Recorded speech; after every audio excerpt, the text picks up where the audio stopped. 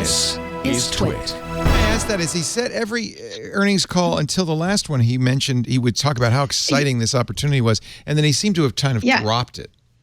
Yeah, so that is something interesting that we didn't hear. I'm not going to say we didn't hear anything about AR, but we definitely didn't hear that same sentiment from Cook or anybody with this, we're bullish on the future of AR. That kind of, you always heard it for a couple of years now. That's been part of their chant at these earnings calls, and there was no significant mention of it. What and possibly forward-looking stuff? Not at all. What forward-looking stuff did they bring up?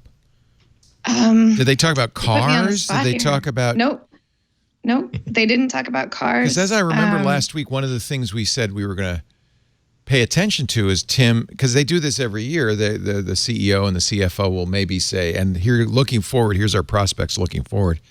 A lot of times that's just stuff for the stock market, like, well, we expect sales, cost per share to whatever, I don't know the terms, but we expect sales of iPhone to go up 10%. We expect the earnings per share to go down 3 cents or whatever. Did he say it, Rene? Do you remember anything particular he said about the future that would be of interest to us as users? It doesn't. Sometimes it really depends on the technologies. Like you had to have Gene Munster every quarter asking about the Apple Television to get that hard nope every quarter. And this year they didn't. Like there weren't those types of questions. People were really preoccupied with China. One of the only questions was, what do you think? They asked about Catalyst and about the technologies that were introduced at WWDC. And I think Cook was not prepared. Maybe he thought about it, but it was such a kind of a mundane question. He's like, yeah, of course people are super excited about them. We announced them at WWDC. If they weren't exciting, we wouldn't have announced them. Yeah, that's stock. That's a stock answer if I ever heard one. Yeah, Tim Cook did send a message to the president, however, and we talked a little bit about the political crosswinds, tariffs and so forth, and President Trump has tweeted something about Apple should be moving all its manufacture back to the U.S. Apple didn't specifically say where the new Mac Pro will be made, but the implication and the rumors were in China. Cook said he wants to make the Mac Pro in the U.S. as the original Mac Pro was. Did he say that, or did he refer? I couldn't tell if he was only referring to the original one. He said they want to assemble the 2019 Mac Pro in the U.S. That means put the doors on. Assembly and is why Apple requested exclusion from the tariffs on importing goods from China.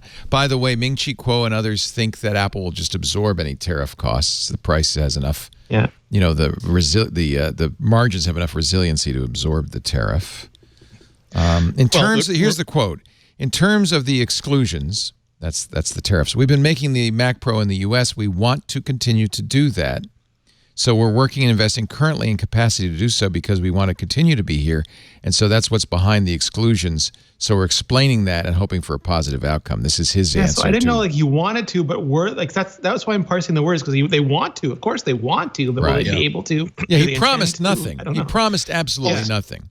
Also, when you talk about making Mac Pros, what are you talking about? As Alex sort of alluded to, are you talking about we'll ship in all the components and we'll just have people operating screwdrivers? Well, but that's a subtlety the president doesn't care about or know about. So What I was getting at more is that the Mac Pro is probably a platform where build to order is going to be more important than any other Mac that they're making. So it would be to their advantage, at least for sales in the United States, to assemble these in the United States. Or at the very least to make sure that they didn't build too many of one that's not selling anymore. Right. And when they need to get more of, we didn't know that more people would be wanting the $30,000 kit as opposed to the baseline model. Great, we'll manufacture more of those. We'll have those in stores very, very quickly. It'll be more interesting if they said that we want to assemble iPhones or Mac or MacBook Airs. That would be, oh my God, because those simply just arrive completely made. There's nothing that takes full advantage of overseas labor and all the advantages you have on using overseas labor. That's going to be the big deal in terms of moving manufacturers to the United States. And if you look at what Foxconn's doing, I mean, they're working very hard at automating the entire iPhone process. So there's still a lot to do there. It takes a human being to do a lot of it, but they're working. I mean, they've talked about it a lot about how far they're pushing the automation. And it could come back to the United States if it's automated. I showed on iOS today, my app cap was these DJI, the DJI who does the Mavic Pro and the other drones. They pretty much own the market. They make these bots. They're called RoboMaster. This is the RoboMaster S1. It's intended for kids. there's apparently a RoboMaster competition in China, and so they are selling these now for $500 each. But they come disassembled for the most part. So you have to put them together. 70 parts, several hundred screws, and it gave me a great empathy for the people in Shenzhen who are working night and day to build these, because mostly when you buy this kind of stuff, it's done. It's done. It comes in, yeah. And I think it's actually, there was a subtle subtext from DJI. Like, you ought to see what we do. Angry at IKEA. Like, we get so angry at IKEA shelves. Can you imagine? It was, and by the way, the documentation that they sent out was IKEA style. There was no text. It was just pictures, and extremely difficult to parse in some cases. There is such a massive market coming to the upgrade of manuals, like in construction. Like these the fact were the worst. Like I'm amazed that IKEA hasn't figured this out. Like, I just want an iPad app that shows me how to do it. There's some thought, this is a little weird, that IKEA doesn't want it to be too easy, because the more you've invested into building this thing, the happier it turns out psychologically. The happier. See, but I'm never happy because it was never built perfectly. It's always a little. I have shelves left over at the end. The only time it's always like there's a couple of screws and I put one plate on backwards. And it's never. You always look at it going, yeah, but it's yours. But you made it. Yeah, but then I feel bad. But it's your child. I kind of screwed that one up. And I think it might. If that was their strategy, it's backfiring, because people talk about how horrible it is to assemble IKEA furniture. I tell my wife, if she gives me IKEA furniture, that she has to take the kids out of the house because I don't want them to hear the language. But there's a serious political point to this, which is that I don't think American workers really want that job either.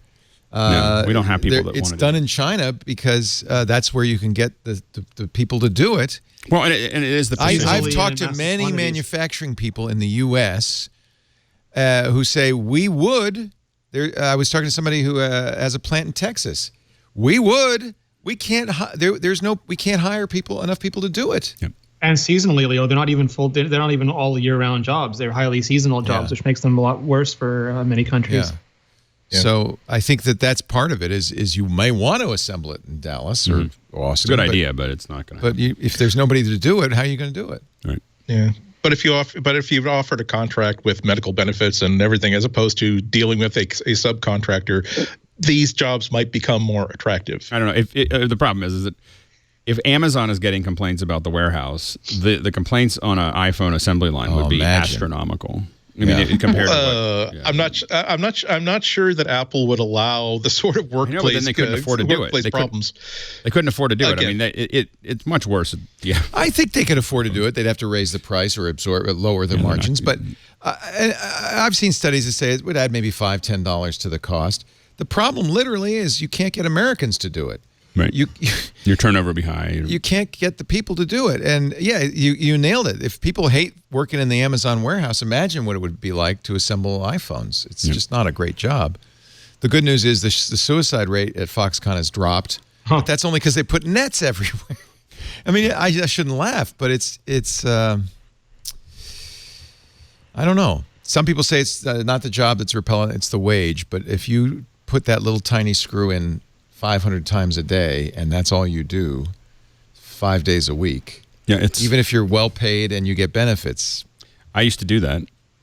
I mean, I used to build circuit boards. Yeah. It's grinding. It's grinding because you have to pay attention enough not to screw it up. Right. Like, it's not something that's automatic. By the way, it's something robots do very well.